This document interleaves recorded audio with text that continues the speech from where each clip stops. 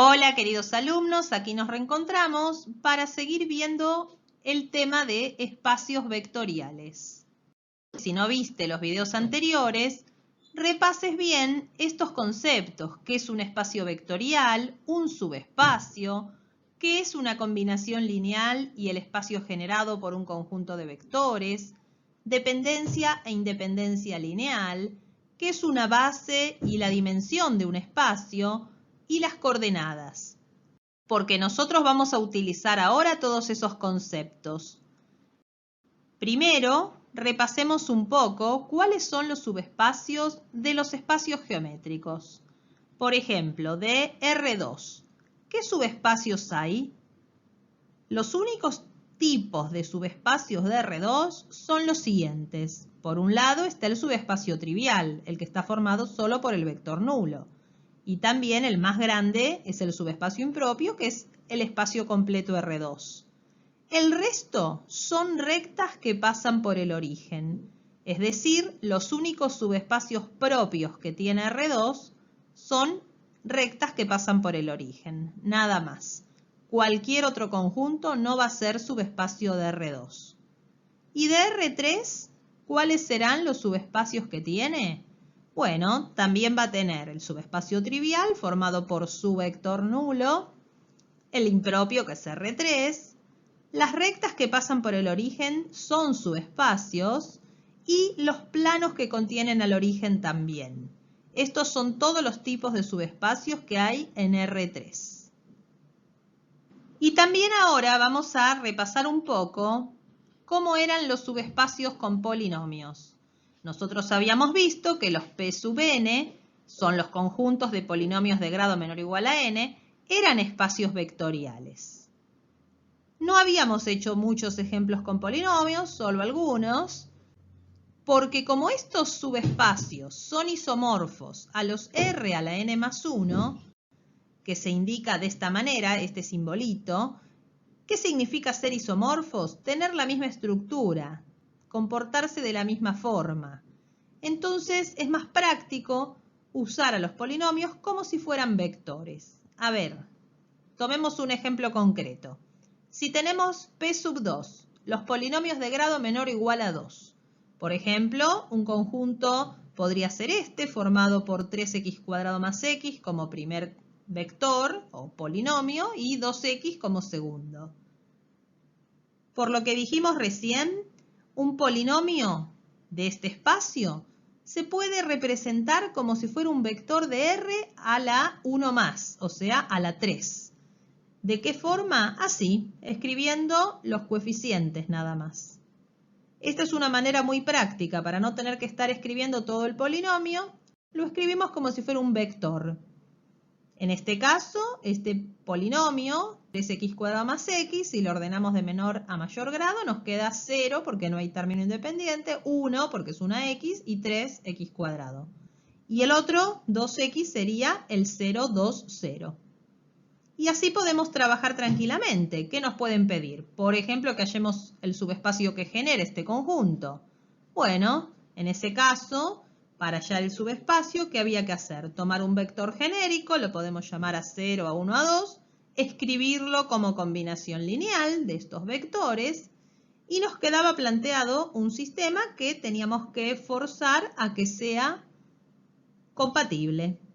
Bueno, si lo resuelven, como ya explicamos en videos anteriores, van a ver que les queda que a sub 0 tiene que valer 0. Igual acá se nota, es bastante notorio, yo puse vectores fáciles. Fíjense que ninguno de ellos tiene componente independiente, ¿no? Bueno, este sería el conjunto. Son todos los polinomios de grado menor o igual a 2 que no tienen término independiente. Este es el espacio generado por estos dos polinomios. Lo podemos escribir también en forma de polinomios.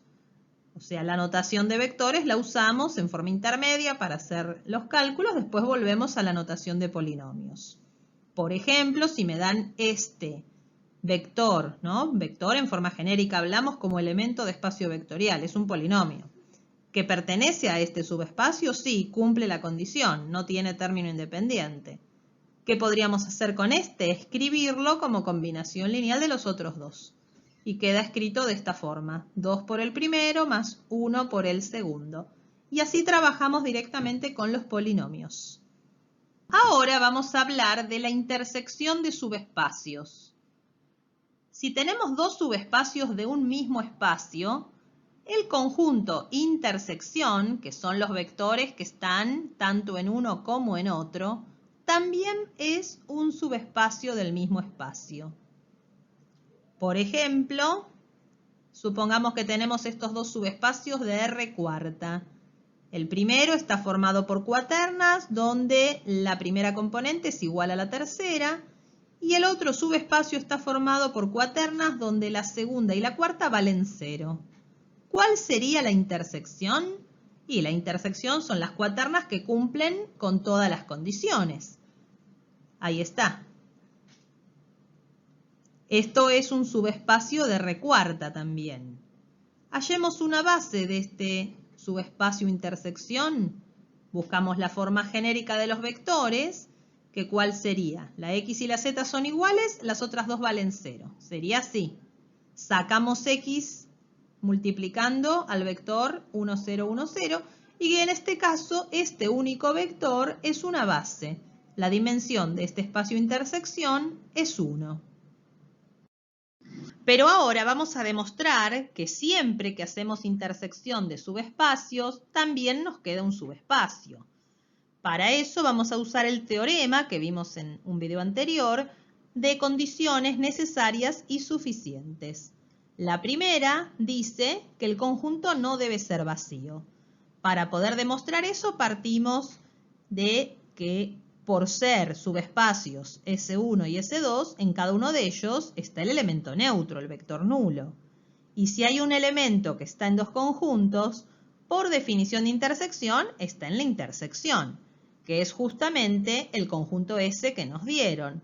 Por lo tanto, este conjunto es distinto de vacío. Ahora probemos la segunda condición, que dice que el conjunto debe estar incluido en el espacio correspondiente. ¿Qué sabemos nosotros? Que si tomamos un vector cualquiera de S, está en la intersección de S1 y S2. Por definición de intersección, pertenece a uno y al otro. Ahora, como S1 y S2 son subespacios, cada vector de cada uno de ellos también pertenece al espacio vectorial B. Por lo tanto, podemos dejar una sola vez escrito esto por idempotencia. ¿Y qué tenemos? Tenemos que si todo vector que está en S también está en B, por definición de inclusión, el conjunto S está incluido en B. Y ahí se cumple la segunda condición. Ahora vamos a pasar a la tercera. La tercera dice que si tomamos dos vectores del conjunto que nos dieron, tenemos que hacer la suma y ver que sigan perteneciendo al mismo subconjunto. Bueno, ¿qué podemos decir de estos dos vectores U y B? Que están en la intersección, tanto uno como el otro. Por definición de intersección, U está en S1 y U está en S2, lo mismo para el vector B. Pertenece a S1 y también a S2. Ahora podemos asociar y conmutar. Nos conviene poner los de S1 juntos. Nos queda así. En el primer paréntesis, U pertenece a S1 y B pertenece a S1.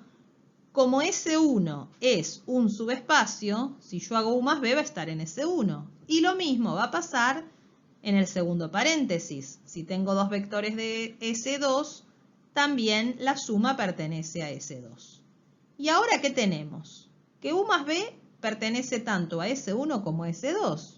Por definición de intersección podemos decir que U más B está en la intersección, que es el conjunto S. Por lo tanto, la suma es cerrada en S. Nos quedaría solamente la cuarta y última condición. Si tomamos cualquier alfa real y tomamos un vector cualquiera de S, que sabemos que está en la intersección de los dos conjuntos, vamos a multiplicar. Vamos a multiplicar alfa por B, que va a estar tanto en S1 como en S2. ¿Por qué? Porque S1 y S2 son subespacios, entonces cualquier elemento de ellos por alfa sigue estando. Y si alfa por B está en S1 y también en S2, por definición de intersección está en la intersección. Con lo cual, alfa por B está en S. Y entonces Por haberse cumplido las 4 condiciones, queda demostrado que S es un subespacio de B. Ahora veamos en un ejemplo de intersección de subespacios. Tenemos estos dos subespacios de R3 y la intersección es el conjunto de los vectores que cumplen con ambas condiciones. Geométricamente, S1 y S2 son dos planos y la intersección va a ser una recta. ¿Cómo podemos hallar esta recta? Bueno, hay dos maneras. Una sería, como tenemos 3 variables, x, y, z, y 2 ecuaciones, nos queda una variable independiente, que vamos a tomar la x. Entonces, en x menos z igual 0, despejamos z en función de x. Y de la otra ecuación, despejamos también acá la y, que es 3x menos z, y como la z era x, nos queda que la y es 2x. La forma genérica de los vectores de S es esta, x, 2x, x, que se puede escribir como x por el vector 1, 2, 1. Entonces, una base de este espacio es el vector 1, 2, 1 y su dimensión es 1. La otra forma de hallar la recta intersección es a través de un producto vectorial. Si hacemos el producto de estos dos vectores, nos queda el vector director de la recta. Por lo tanto, ahí tenemos la ecuación de la recta que coincide con lo que calculamos de la otra manera. Y ahora les propongo que pensemos lo siguiente. La unión de subespacios, ¿será también un subespacio siempre? Si consideramos los subespacios del ejemplo anterior, ¿se cumple? Y no se cumple. ¿Por qué? Porque, por ejemplo, el vector U, 3, 2, 3, pertenece a S1. Acuérdense que en S1 la X y la Z tenían que ser iguales, ¿no? Y este vector, entonces, por pertenecer a S1, también va a pertenecer a la unión, porque la unión es el conjunto de los que pertenecen a uno o al otro. Tomemos ahora este otro vector B, 0, menos 1, 1. ¿Pertenece a S2? Si revisamos, la x es 0, así que menos 3 por x es 0, más y, que es menos 1, más z, que es 1, da 0. Perfecto. Por lo tanto, este vector también va a estar en la unión. Ahora, vamos a sumarlos. U más b da 3, 1, 4. Este vector, que es la suma de u y b, ¿pertenece al conjunto unión? Si nos fijamos, la x y la z son diferentes y tampoco se cumple la otra. O sea que no pertenece a la unión. Por lo tanto, no siempre la unión de subespacios es subespacio. Les dejo a ustedes para pensar en qué casos sí puede ser, sí se cumple que sea subespacio la unión. Y ahora vamos a resolver estos ejercicios integradores de todo lo que estuvimos viendo en este video y en los anteriores. El primer ejercicio dice así. Nos dan este conjunto de matrices de 3×3 que son simétricas y con traza nula.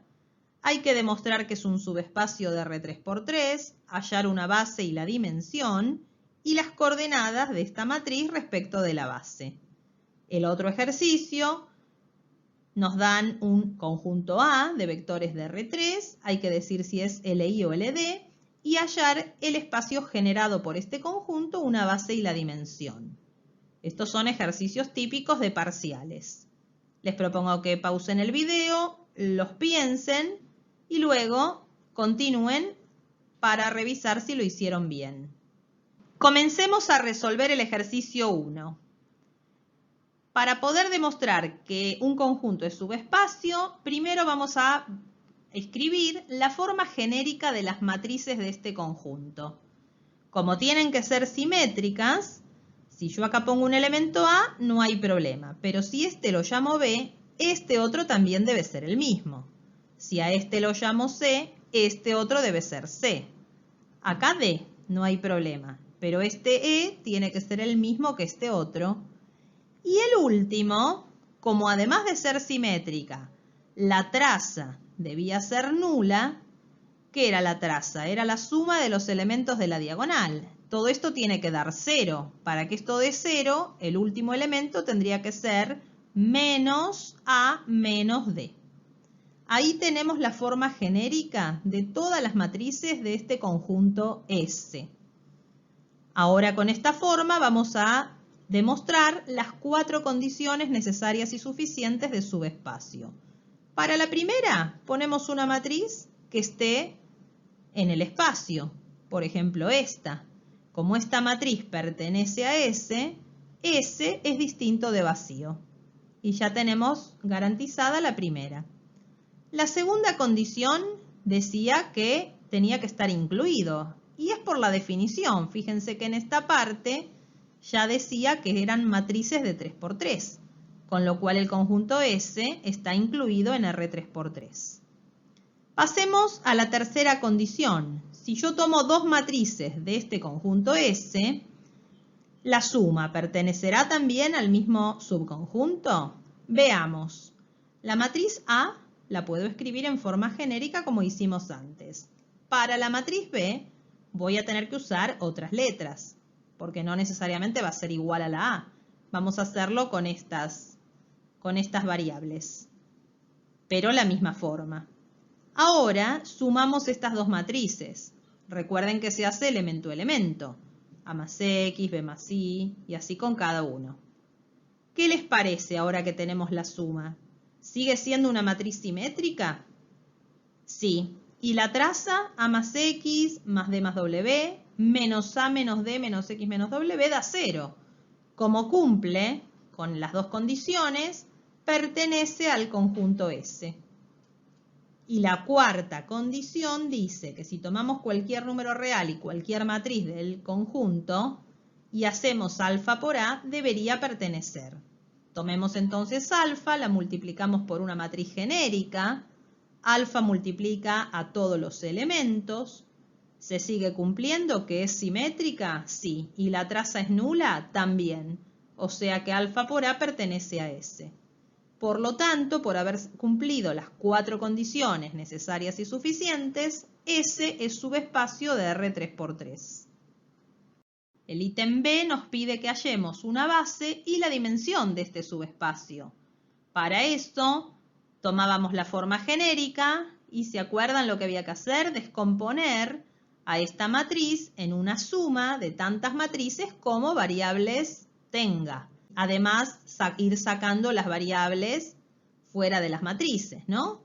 En este caso, A multiplica a la matriz donde tiene 1 y menos 1 en los lugares que estaba A. La B multiplica a esta otra matriz y así con todas. En total había 5 variables independientes, por eso nos quedó una combinación lineal de 5 matrices.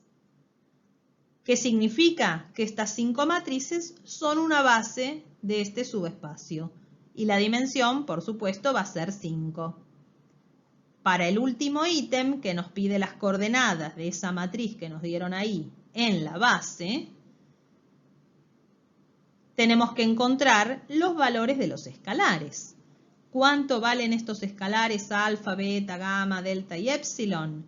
Si nos fijamos, haciendo la igualación, que es bastante directa, alfa nos queda 1, beta 2, gamma menos 1, delta 4 y epsilon 0.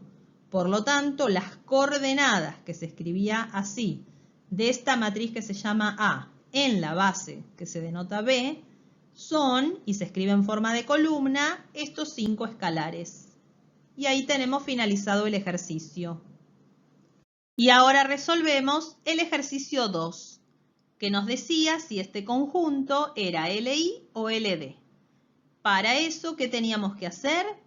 Teníamos que plantear la combinación lineal de los 3 vectores, igualarla al vector nulo del espacio correspondiente, y nos queda un sistema, que acá yo estoy escribiendo directamente la matriz del sistema, homogéneo, porque está igualado todo a 0, que hay que ver si es compatible determinado, el conjunto es LI. Si es indeterminado, el conjunto será LD.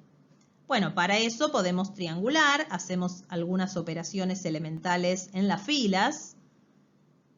Trabajamos entonces obteniendo ceros en la primera columna, nos queda así. Acá ya podemos darnos cuenta, porque la segunda y tercera fila son iguales, ya podemos darnos cuenta del rango de esta matriz, pero si quieren hacemos un cuadro más, donde acá no hay duda que la última fila quedó completamente nula. ¿Qué significa esto? Significa que el sistema es compatible indeterminado. Hay infinitas soluciones. El rango de la matriz es menor a la cantidad de incógnitas. Entonces, ¿cómo era el conjunto que nos dieron A? Linealmente dependiente. Ahora calculemos la parte B. El espacio generado por este conjunto, una base y la dimensión. Para el espacio generado hay que plantear una combinación lineal, pero no con el vector nulo, sino con un vector genérico, x y z. Es resolver el mismo sistema que antes, pero en vez de homogéneo con x, y z. Si hacemos operaciones elementales, nos va a quedar así. Y el último cuadro, que es el más importante, ¿por qué? Porque es el que tiene la fila nula. Para que este sistema tenga solución, como acá hay ceros, lo que está al lado debe también valer 0. Entonces de acá sacamos que menos 2z menos 2x más 2y debe ser 0. Que si lo simplificamos, podemos despejar que y es igual a x más z. Esta es la condición que deben cumplir los vectores para poder ser escritos como combinación lineal de los que nos dieron. Entonces, el espacio generado va a ser el conjunto de vectores de R3 que cumplan que la y es la suma de x más z. ¿Y cuál puede ser una base? Bueno, podríamos, de los 3 vectores que nos dieron, tomar 2 que sean LI o hacer como si no conociéramos ese conjunto y sacar una base como lo hemos hecho en ejemplos anteriores. Una posible es esta, 1, 1, 0 y 0, 1, 1. Y la dimensión es 2. Si ustedes quieren y encuentran otra base, me consultan a ver si es correcta. Ya nos van quedando pocos temas de esta unidad. En el próximo video vamos a hablar de suma de subespacios, suma directa y el teorema de la dimensión de la suma. Espero que este video les haya sido útil y los espero entonces en el próximo.